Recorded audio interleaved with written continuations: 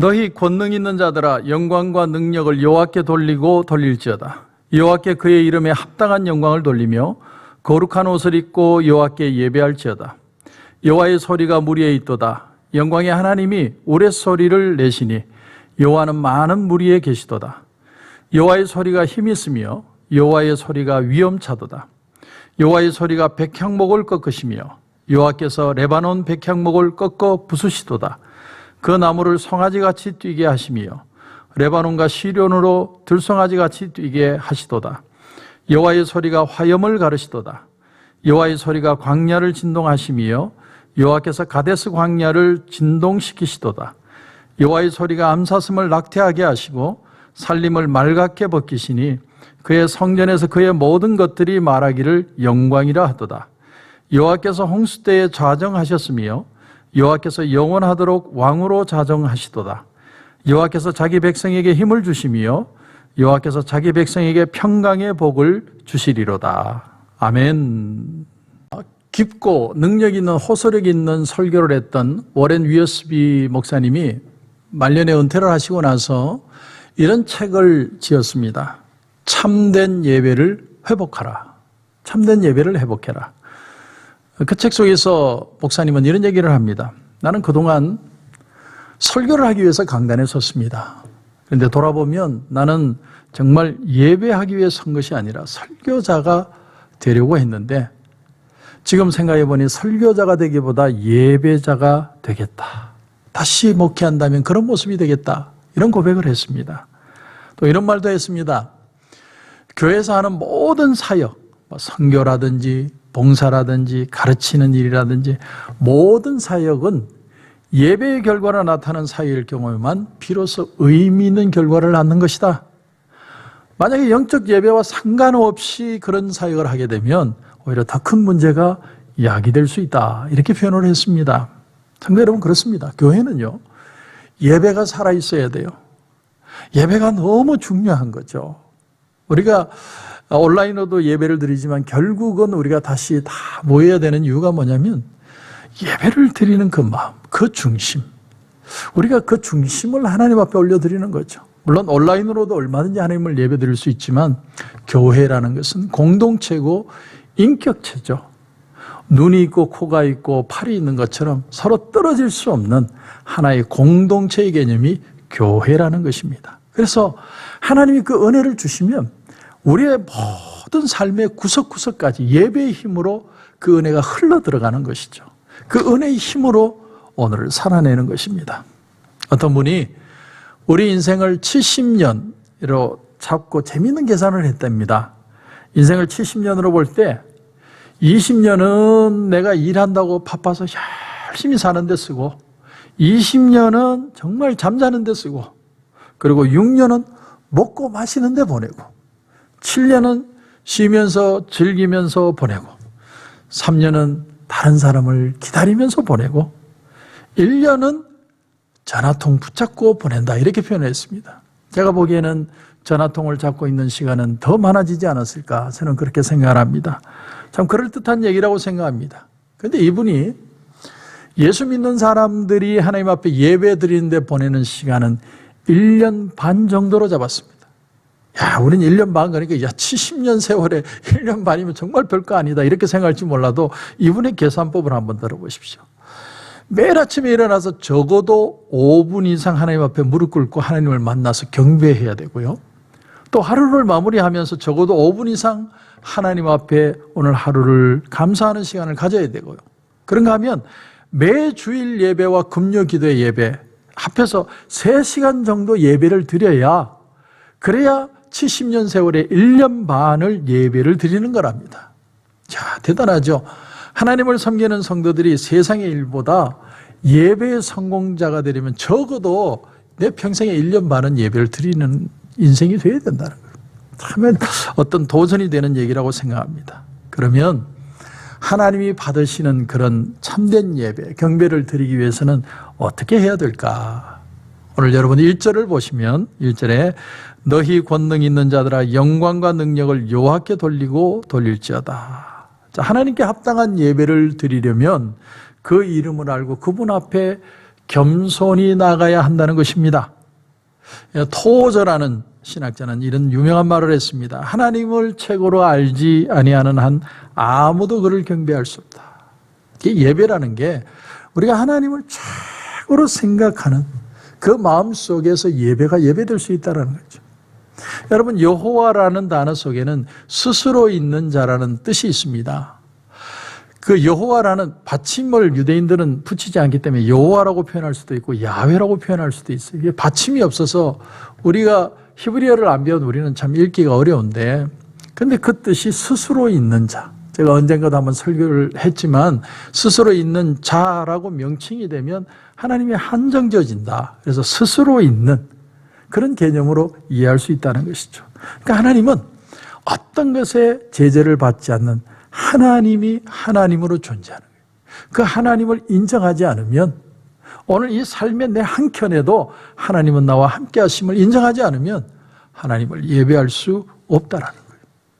그런가 하면 여기 너희 권능 있는 자들아, 이 권능 있는 자를 천사로 해석하기도 하고 세상의 권세를 잡은 사람들을 말하기도 합니다. 종합해 보면 세상의 모든 신들이 여호와를 찬양하고 세상의 모든 권세자들이 여호와를 찬양한다.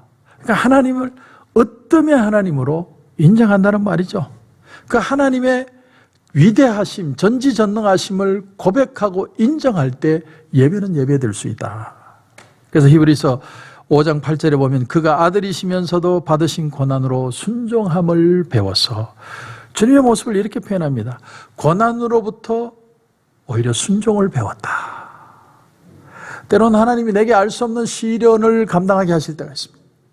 제가 목회를 해보니까 제가 터득한 거예요. 뭐냐면 사단은 잠시도 사람을 가만두지 않는다는 거예요.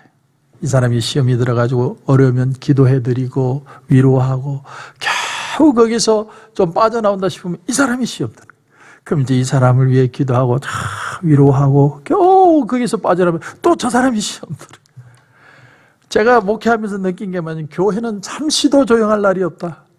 그거 하나 깨달아. 조용하기를 바라지 마세요. 왜냐하면 우리 인간의 실수도 있지만 이 인간의 영적 세계 뒷면에는 사단의 그 교묘한 모습이 있기 때문에 사단이 언제든 넘어뜨리려 하는 거예요. 그냥 은혜가 있으면 사단의 시험도 있다고 생각하고 가야 합니다. 어쩔 수 없습니다. 영적인 싸움이니까. 근데 오늘 5절을 보니까 여호와의 소리가 백향목을 꺾으시며 여호와께서 레바논 백향목을 꺾어 부수시도다. 여기 백향목에 해당하는 히브리어 에레스라는 단어는 견고하다는 그런 뜻입니다. 단단한 나무예요. 백향목은 너무나 강하고 또 아주 곱게 꺾고 높이 올라가고 아주 좋은 냄새가 나기 때문에 솔로몬도 백향목을 가지고 주의 성전을 지었죠. 자기 집도 백향목으로 지었을 겁니다. 그런데 오늘 본문 5절을 보니까 이 백향목을 꺾었다. 꺾어 부수신다. 이렇게 표현합니다. 이 단단해 보이는 나무를 꺾어 부수시는 하나님의 모습. 뭘 표현하냐면 하나님은 겸손한 자를 받으신다는 거예요. 교만하게 목이 꼿꼿해서 우리는 하나님을 만나는 거 아니에요. 그 크신 하나님 앞에 겸손함으로 하나님 앞에 나오는, 이게 예배고 그 예배가 살아있어야 한다는 것이죠. 세계 최고의 3대 성악가 중에 하나, 3대 성악가를 얘기하라면 지금은 죽은 루치아노 파바로티, 또 호세 까레라스, 또 플라시도 도밍고가 있습니다. 그런데 그중에 호세 까레라스라는 사람, 이 사람 참 신앙이 깊은 사람인데 이분이 1987년 7월에 오페라 라보엠, 그것을 공연을 하다가만 쓰러져 버렸어요. 갑자기 쓰러져서 병원에 실려가는 겁니다. 근데 병명이 뭐냐면 백혈병. 백혈병으로 꼼짝없이 죽게 된 거예요.